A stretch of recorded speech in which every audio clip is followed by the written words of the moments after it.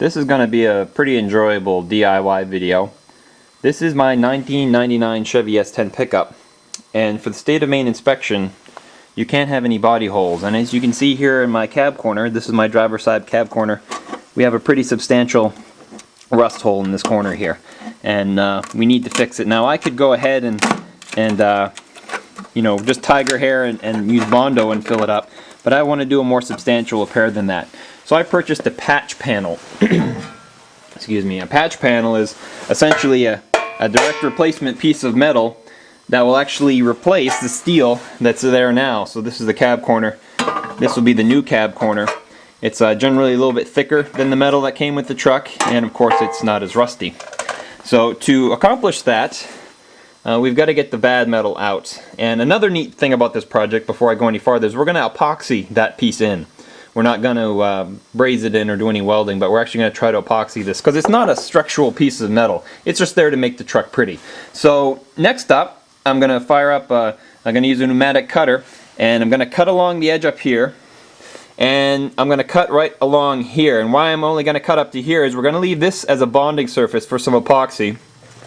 I will drill out the rivet, the spot welds on this front part here, because our patch panel will wrap around and we'll be able to epoxy against that surface. And then I will cut out the edge right here all the way down to the bottom, and we'll remove this chunk of metal. Now it's fine up here, it's nice and solid, but it's crap down here, so we might as well replace the whole thing. That'll be a good full-time repair. Okay, just about ready to go. I've got where I want to cut marked off. I'll be doing a couple series of cuts. This is just sheet metal, so it'll cut pretty quick. I've got my 3-inch cutoff wheel here. It's pneumatic. It's running off a 1972 26-gallon compressor over there in the corner. Not going to use the big girl today. She's primarily used for paint. Don't forget to use your personal protective equipment. We're talking about, you know, normally you'd want to have a full face shield, but ours are all scratched to heck. So I've got a hat on, eye protection, and don't forget, you know, you got to have some ear protection on, because when the compressor's running, it's loud. This horrible thing is extremely loud, and it just makes for a nicer day. And I've got to put these gloves on because the air coming out of this cutter is cold, cold, cold. It's about 40 degrees in the garage today. Alrighty, let me quickly show you what I've done.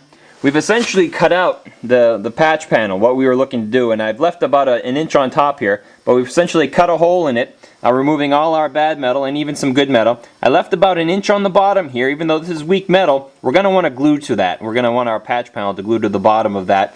And I just cleaned out the seam that was on the inside there. That was actually mostly glue. There were only 2 spot welds I had to get rid of. And with the patch panel, I cut the top off it. Oops. I cut the top off it because we're going to be hiding our seam in the body line right there. So by hiding it right here, it's not going to be as obvious. And I'll probably do some more cutting to the back of this, because the back panel of the truck isn't that bad. And I only need about a 1-inch surface to actually glue to. So I'll probably do some cutting there. I don't want too much metal on the truck here. And with that, I'll do a little bit more forming on that patch panel so it'll drop right in there. Then we'll scruff up these areas and get ready for glue. And that'll be the next segment of this video.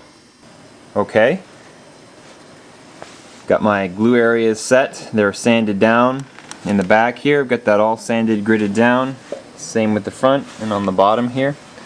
My patch panel, nice on the outside.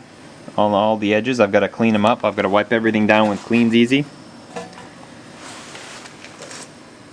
I'll put my adhesive on the edges there, and then hopefully, like a book, set it, you know, latch my corner up there, which I've got cut, and it should click on like so. Of course, the epoxy will be holding a lot of that. I've got some wood blocks right over there. I'm going to wedge them between the body and the panel to help hold it there. I have a couple vice grips down here to hold the bottom on. I'm not anticipating, it's such a nice fit up here, I'm not anticipating to have to do anything here. And then we're going to let it sit for about 24 hours. It's 35 in the garage right now.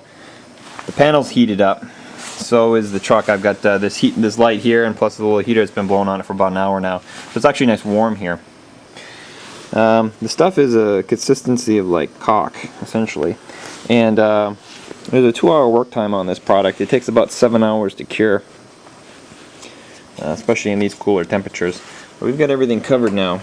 So now I'm going to take this component here and stick it up there. And I don't know if I can set the camera. In fact, I can't, but I'll be right back. Okay, so the panel's been epoxied in. As you can see, it's squished all over the place, so I use my finger and kind of smoothed it out. I got it blocked against the bed, which is going to keep that end compressed. I've got a vice grip down here, it's going to keep that compressed, and it naturally fit very well along the inner edge right here. So no problems right there, and it stayed pushed up against the top here. So now probably going to leave it for about 24 hours. I'm in no hurry. The more time the merrier, and we'll come back and do a little bit of body work to see if we can turn this thing invisible. Before I get going too far, let me take a snapshot of what's going on here. You can see up here we've got some filler, just some Bondo up here. It's a little bit of flexibility. It had a couple holes in it, so we put another air dry type of body fill in there to fill that up. About to scratch the whole thing down in 320 grit sandpaper. And I got some of these edges and stuff. In the back edge here, I've got some Autobody caulking. And so I'm going to seal up the back edge, since we don't care how it looks back there. Seal up the bottom edge, make sure the factory drain holes still exist, and probably come up this edge here just to make sure that's nice. The little gap right here.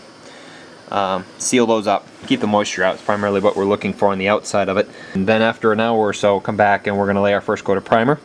That takes an hour. Then we can lay probably 2 or 3 coats of color, which will be our metallic green you see here, and then probably 1 or 2 coats of clear. Even though technically it doesn't require it, we're going to try to match the truck. And I'll cut in here just to show you a quick overview of the site I'm using. The halogen light and the actual blower heater here. When we're all said and done, we'll just leave the blower on for a while tonight. This light is great at spot heating though, so I moved it closer, so this is getting quite a bit warmer now. We've all scraped down. You can see some of the body filler on the top line there, and that's pretty much the only critical area we're looking at in terms of pretty. Okay, give you an idea of where we put our body filler, or our automotive caulk. You can see along the edge there, it's bright white. It's been setting for about an hour now, and right in the back there, see along that edge right there. That was a very hard edge to get to with the epoxy. And also right along this edge right here, and then along the bottom here, just to seal the gap of the panel. I got most of it with glue, but just to make sure water doesn't work its way in between my panels here. Now we're getting somewhere. Drop cloths are in place. I got my Self Etching Primer here, and it's actually in a green. I bought this primer for my bumpers, which I've got one painted already, but hey, if you're running a primer that's color, that means you might have to use a little bit less paint to cover up any other primer. So primer, after I wipe it down with the tack rack to make sure I don't have any dust. 2 coats approximately 4 minutes apart, and we have to wait an hour before we can start laying paint. And here I go doing things without filming them again. We're done. I got 6 coats of paint on this thing. 4 coats of an emerald green metallic, and 2 coats of clear. That's actually darker than what the company recommended, because a little bit earlier this year I painted it what they recommended, and it came in too bright, so I picked a slightly darker metallic color. The paint is blushed, of course, probably because it's so cold in here. The panel itself is warm and the cans are warm, but it has to go through that cold air, and it probably blushed the paint. But I'm about to do some unveiling now. You can see how I've got some paint up. I was going to start pulling tape, and then I realized, nope, got to record this. But I'm going to unveil it now, and when I cut right back in, it should be what it looks like. Well, I could not have more mismatched this paint if I had tried. You can see right there. Do those look different? I think they do. But it's done, so we've got a new patch panel on. It'll pass inspection very easily. And then this spring or summer, when it's warmer, we can actually get some factory pack and actually match the paint for good. Here it is in the sun. It does stick out like a sore thumb.